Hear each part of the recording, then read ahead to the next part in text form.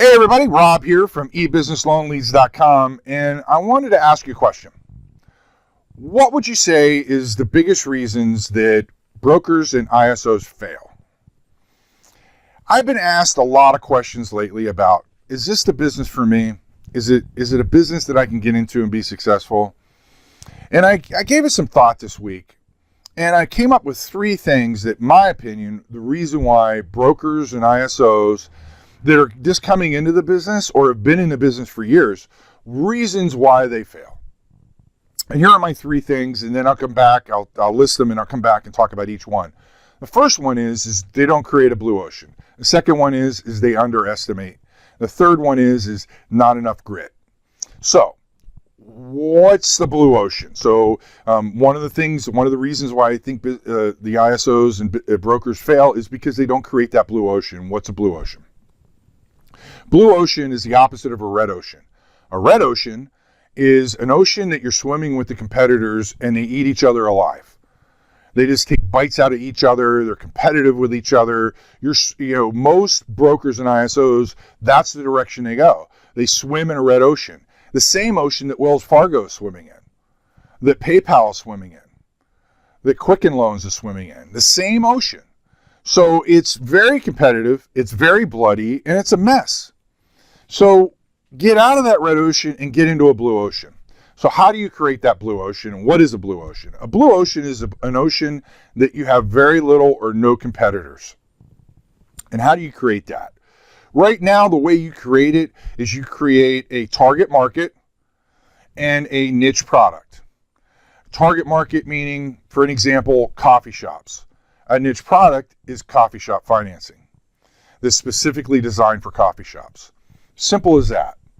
You go from what everybody else is doing, which is buying leads, competing with 4 other people, calling that lead, and just inundating that lead with the same stuff, the same shit over and over and over again. That's hard to win that deal. In fact, next to impossible. And most people approach that deal as it's a one-call close. If you get somebody on the phone, if you're buying a shared lead, you get somebody on the phone, you got to close that deal on the first call. If you don't, you got 5 other people calling right after you. If you don't close it on the first deal, you may never hear back from that person again, even if you schedule another appointment. So what's the chances of closing a deal on a one-call close? About 2%. So if you're calling 100 people, 98 people that you call and pitch to are not going to close on that first call. 2 are. So in order to close 2 loans, if you get a hold of that person at the right time, you're looking at least 100 leads. If you can get a hold of the person 1 out of 4 times, so you have to buy 400 or 500 shared leads before you close a couple loans. So you're looking at thousands of dollars to buy 400 or 500 shared leads. If you can get a shared lead for $20, you're looking at $1,000. You close 1 loan. I've heard brokers close loans and they've made $500 on it. So you just lost $500. That's not the way to go, folks. It's bullshit. The way you do it is you create that blue ocean with the target market and a niche product. You create your own leads. You have people call you. Or you create a list of businesses that match the target market and you start reaching out to them through ads, through direct mail. But you're looking at it, if you look at it from the difference between a red ocean and a blue ocean, it's one that you're going to struggle and fail in and get eaten alive. And the other one, you can become a master of that particular target market. And that brings me to, the difference between a jack of all trades and a master of none. The original saying is a jack of all trades is a master of none. And nobody wants to deal with somebody who's a jack of all trades. So if you focus on a target market, you become the master of that. You dominate that market. And that's a long-term proposition. It's not overnight. That doesn't happen in a week, which brings me to not enough grit, which is the third thing. And we'll get back to the second thing in a second. The third thing, not enough grit. Success What causes people to have success? What's the difference between somebody who is successful and somebody who is not successful? It's not IQ. It's not good looks. And sometimes it's not even how hard you work. What separates successful people and non-successful people is grit. It's the way you look at life as is a marathon, not a sprint. It's not about, what's happening this week or next month. It's about what's happening over a year period of time or years. You have to put the effort in and you have to be consistent. You have to say, this is what I'm going to do, and I'm going to make this a success. And you stick with it. You don't give up on it. An example is learning math. You go, like when you went into your algebra class for the first time when you were a kid and you started learning algebra, you may or may not have gotten it right away. If you didn't get it right away, you had to persevere. You had to keep trying until something clicked in your head and said, oh, I get it now. I understand now. That's grit. That's sticking with it until you get to the point where you've mastered it. That brings me to my third thing, which is you underestimate. You underestimate the effort, the actions, the money, the resources that you're going to need, the support that you're going to ask for from your friends and family, and the energy you have to put into it, the continual education you have to give yourself to be successful. It's not just one thing. You cannot underestimate how much effort you're going to have to put into this. I hate to disappoint people by saying this, but you know what? It could get ugly first. It's not easy. You have to put in that effort. You cannot underestimate that. And sometimes to get to where you want to go, to build that pipeline up, to create that list, to be able to wake up on a Thursday morning and have 10 phone calls to make because you have to close some loans, that's not easy getting there. So you can't underestimate.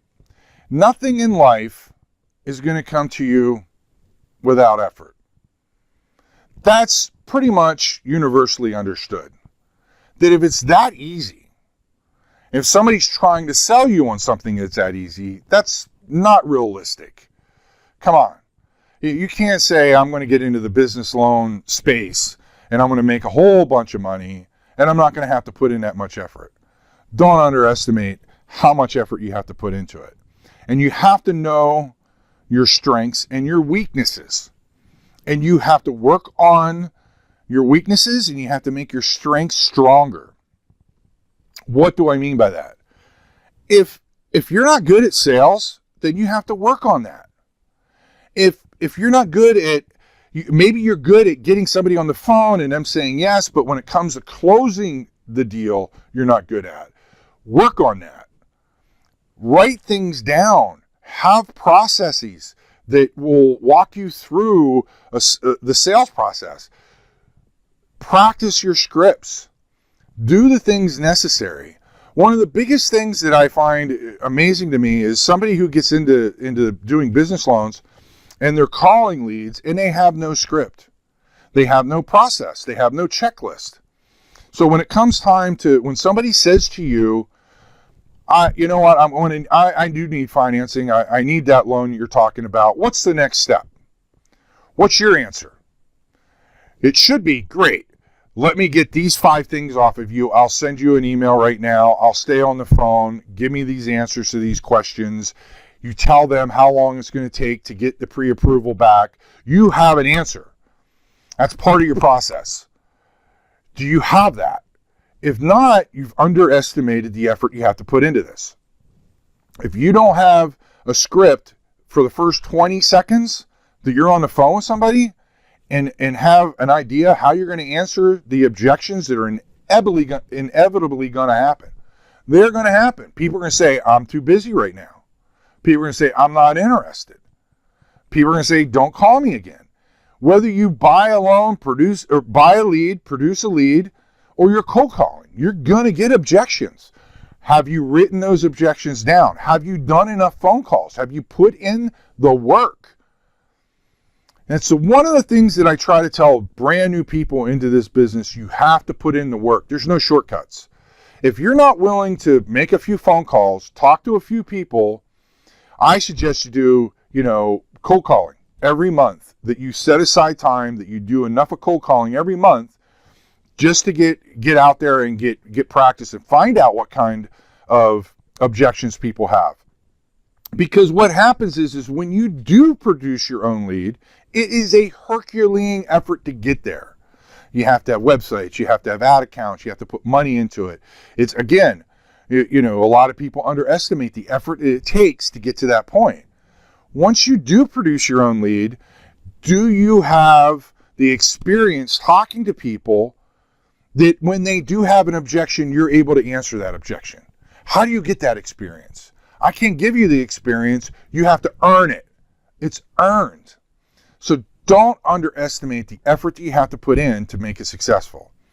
So those are the mistakes that I think brokers make and ISOs make, and some of the reasons why they fail. Hopefully, you won't make those same mistakes. And feel free to schedule an appointment with me if you want to talk about some of these points that I've made. If you have an argument about them, or you want to correct them, or you're not sure which direction to go, reach out to me.